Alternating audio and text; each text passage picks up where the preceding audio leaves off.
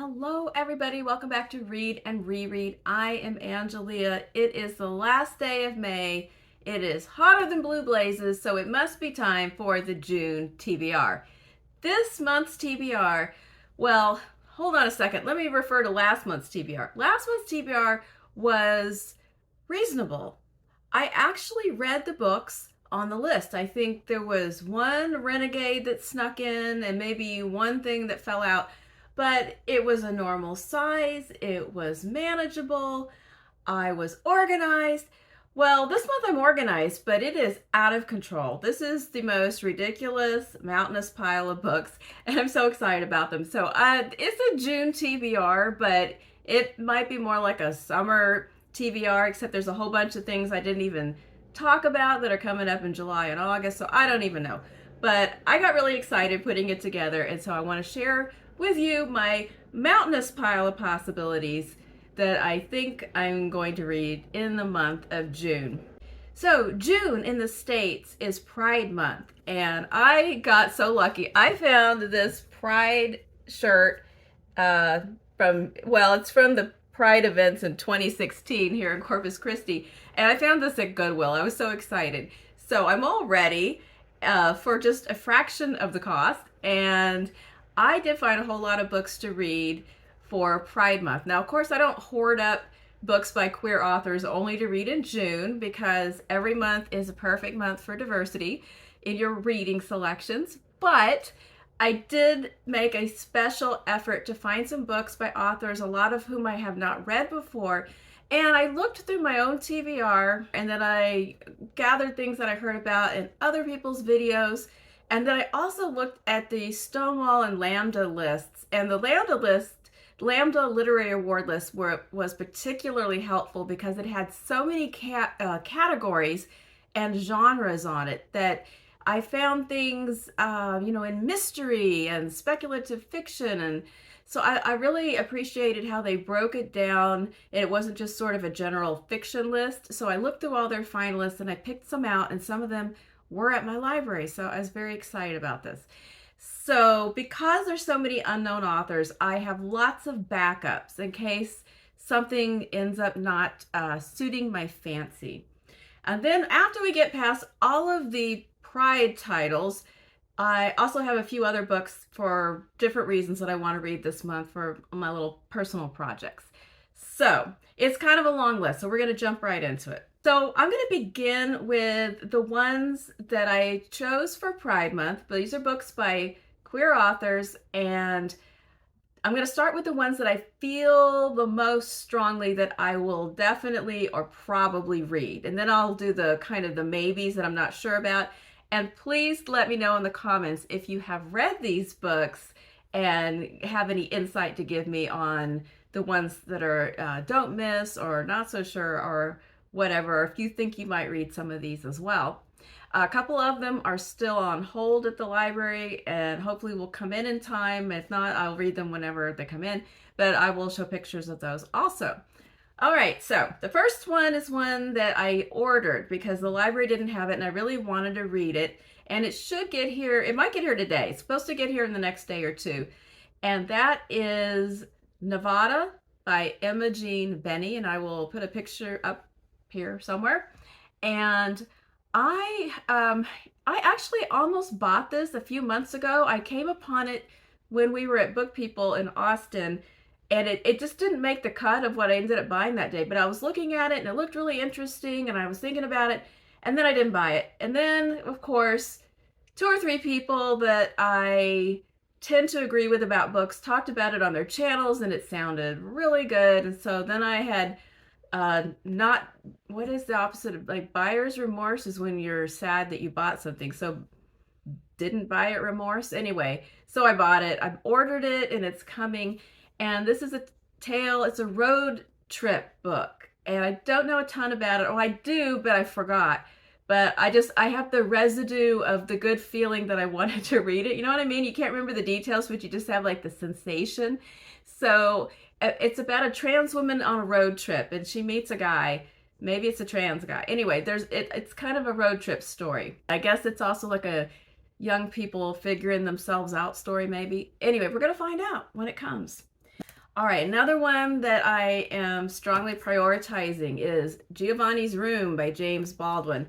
I talked about my lack of having read any James Baldwin in my literary white whales video just a couple weeks ago, and I got a lot of great feedback about which James Baldwin book to read.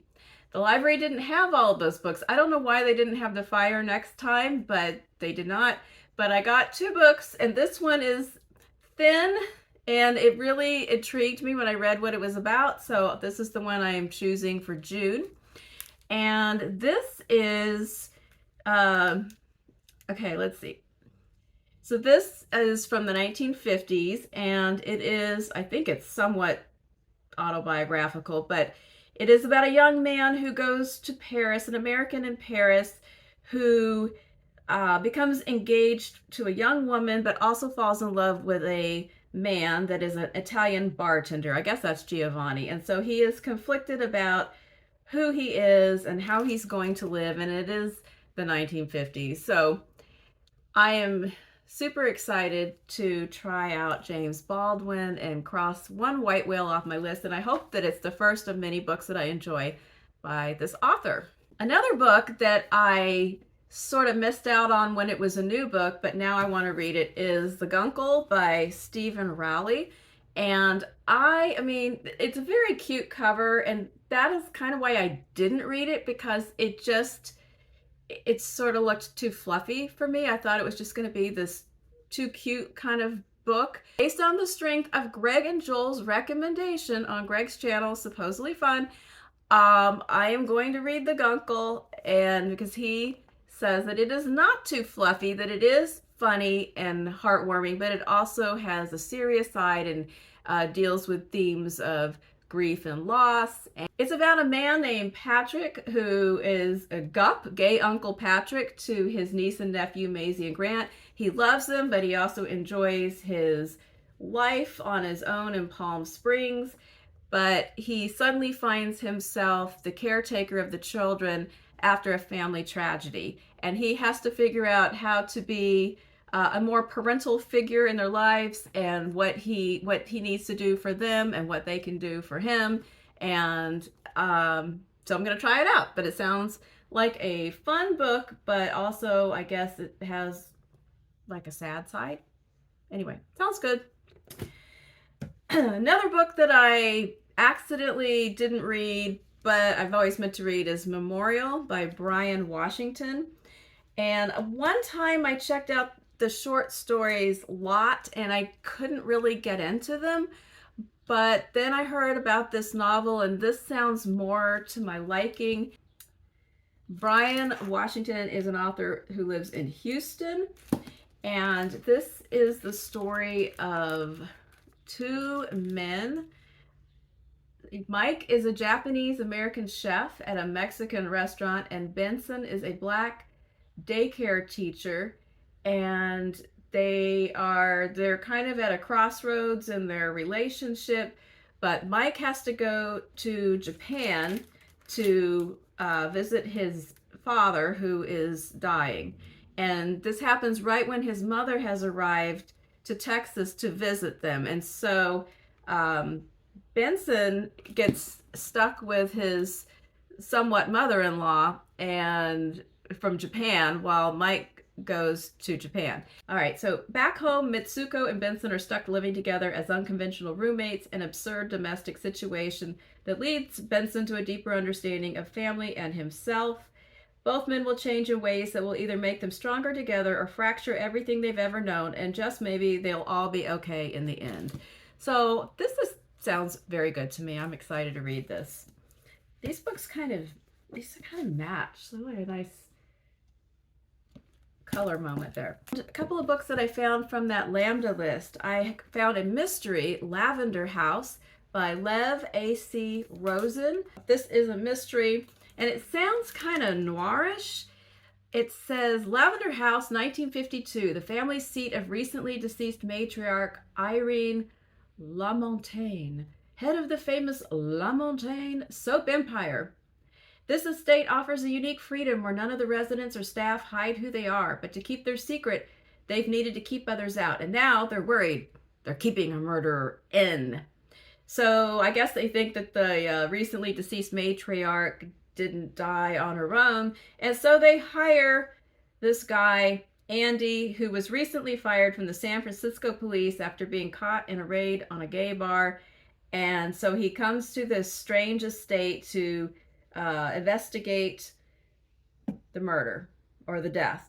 And it says, the gates of Lavender House can't lock out the real world forever, and running a soap empire can be a dirty business. I don't know if it's, I don't know how dark it is or if it's kind of a romp type of mystery, but I want to give it a try and see if I like this author.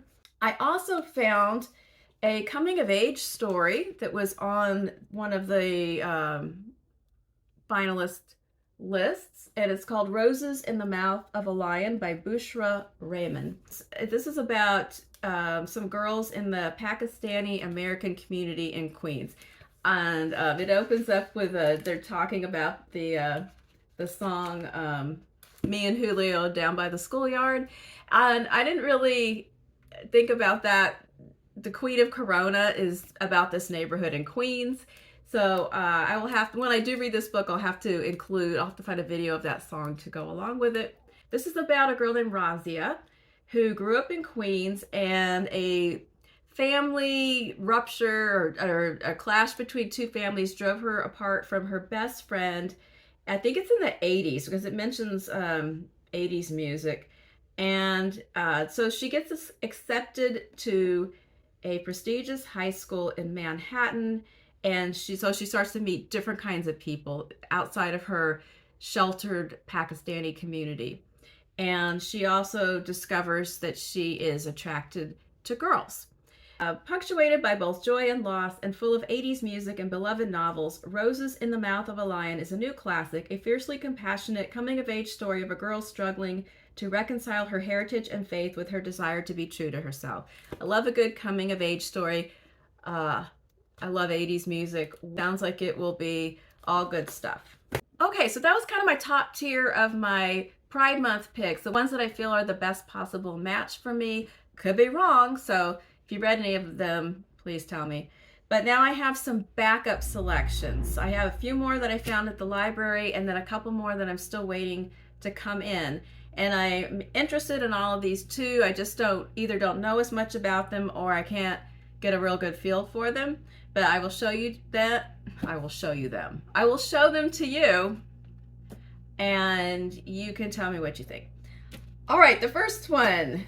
I saw this on the shelf at the library, and I thought, I don't know, it's kind of a glare. I thought, I know I've seen this somewhere before. Took a closer look, and I see the title just by looking at him. I see the nude guys in the water, and then I opened it up, and I saw the first page, which is a man rhapsodizing about his boyfriend's endowments, and then I remembered it was a Sean video, of course.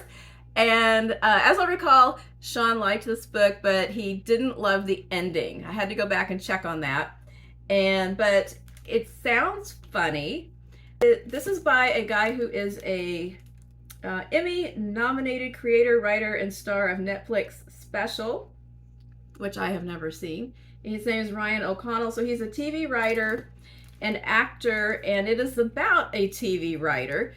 Elliot is a 35-year-old overpaid TV writer who works on a hit network show that makes the King of Queens look like high art.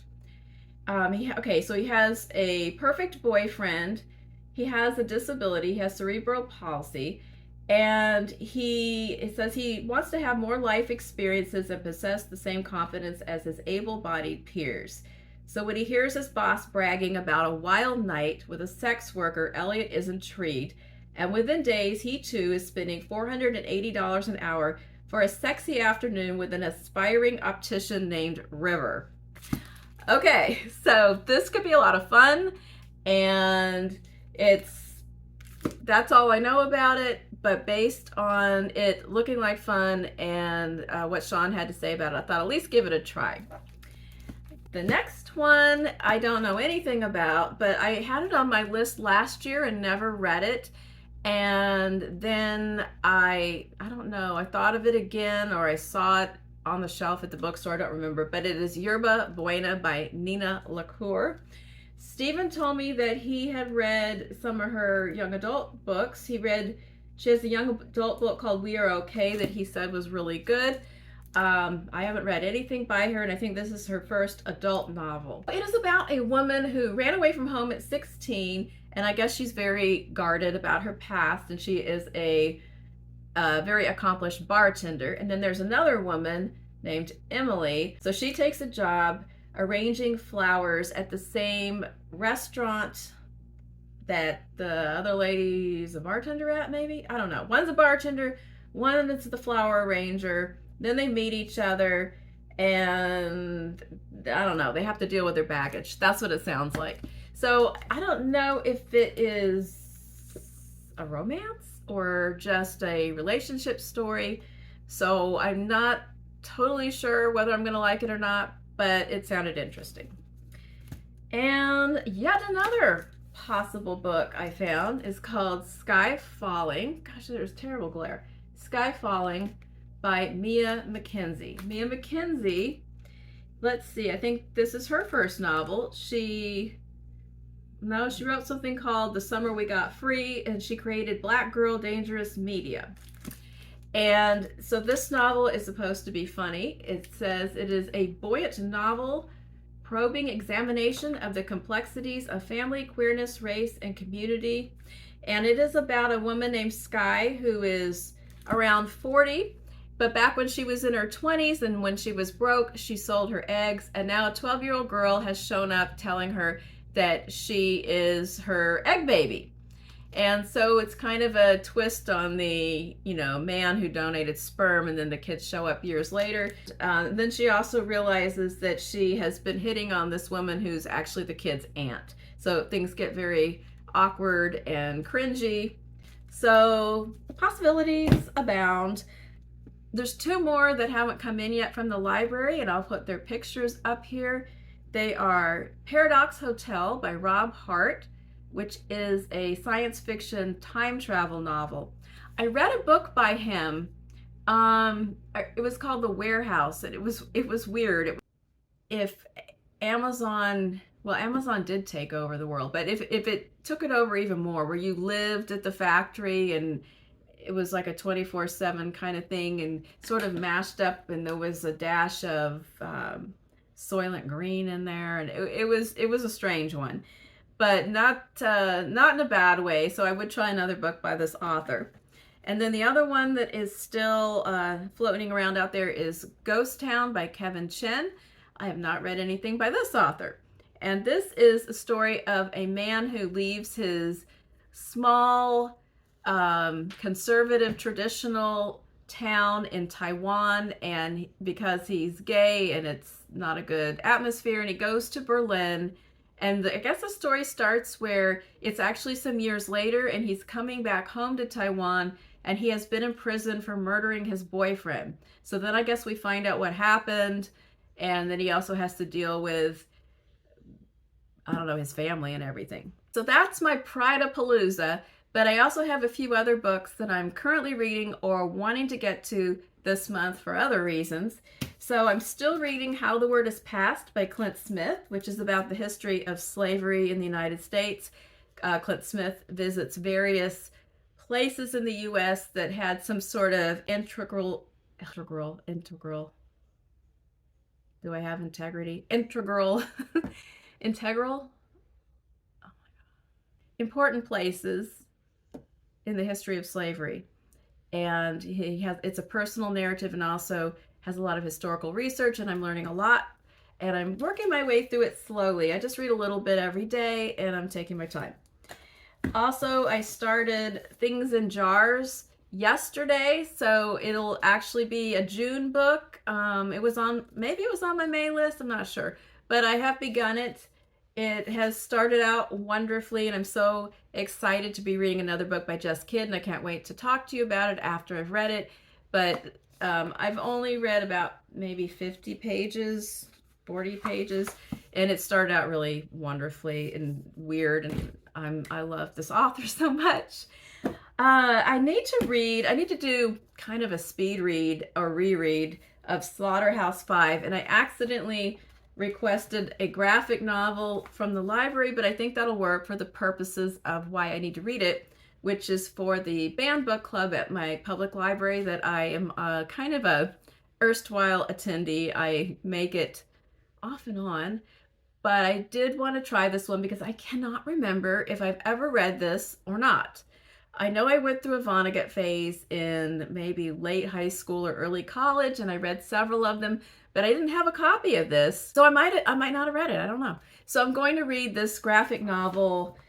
I don't know. One day I'll sit and read it before the meeting and either refresh my memory or read something that I had not read. So that one is for a particular reading event. And then I have my little personal project going where I am rereading the three last books that Emily St. John Mandel has written. So in May, I read Station 11, which I loved even more the second time than the first. So now I need to move on to The Glass Hotel. All right, so this one does move around a lot amongst different characters and through time, so it's hard to encapsulate it, but there is a hotel in the book that is on a kind of isolated point on Vancouver Island. There's a woman named Vincent who works there. She has a brother, Leon Prevant, who was a character in Station 11, is in this book. And then there's this guy who is running a Ponzi scheme, and there's just a lot of things going on, and I'll try to talk more about it when I get to it. But it's really good, and it's intricate and unusual and totally different story than her other stories. She has certain themes and atmospheres, I think, that recur, and even some characters, but they're also completely different and independent stories as well. So you don't feel like you're reading the same plot again and again. Another one I want to reread this month, maybe, if I get to it, is King Lear. And I keep talking about Shakespeare more than I'm actually reading Shakespeare. But Station 11 made me want to read Lear and Midsummer Night's Dream. So I might even switch over to that one. And then I started thinking about Romeo and Juliet when I was doing what was I doing? Oh, the Rome tag. Okay, so anyway, these plays are swirling in my mind, and I want to grab one and read it. Then I can move on and get obsessed with rereading a different one. If that is not enough, the wild card in this scenario is also the BookTube prize judging, because I did RSVP to be a judge again, and if I am selected, then there will be 6 books for the month of June and July that I need to read and rank just like last time. And I will be released in the next couple of days to do my wrap-up video about that last batch of books. So if my name gets drawn again, there will be 6 books, and I'm just I'm kind of banking on what happened last time, that I had already read 3 of them, so I really only had 3 books to read and then figure out the rankings. I mean, I could get slammed and have 6 books I haven't read, and then all of this TBR is kind of going to have to be reshuffled and things rearranged or read at different times. So who knows? We will find out in the next day or so. Your guess is as good as mine. So, but that is what I'm thinking. Please tell me your thoughts, your opinions about my pile and what you are planning to read in June. I can't wait to hear what you have coming up, or if you have a response to any of these particular books. And I'm just very excited to get busy on this pile, and I hope that I can get through them before I have to turn them into the library. So I hope you have a wonderful day and a fabulous June. Happy Pride if you are celebrating this month. And I will be back on Friday for Friday Reads. Bye-bye.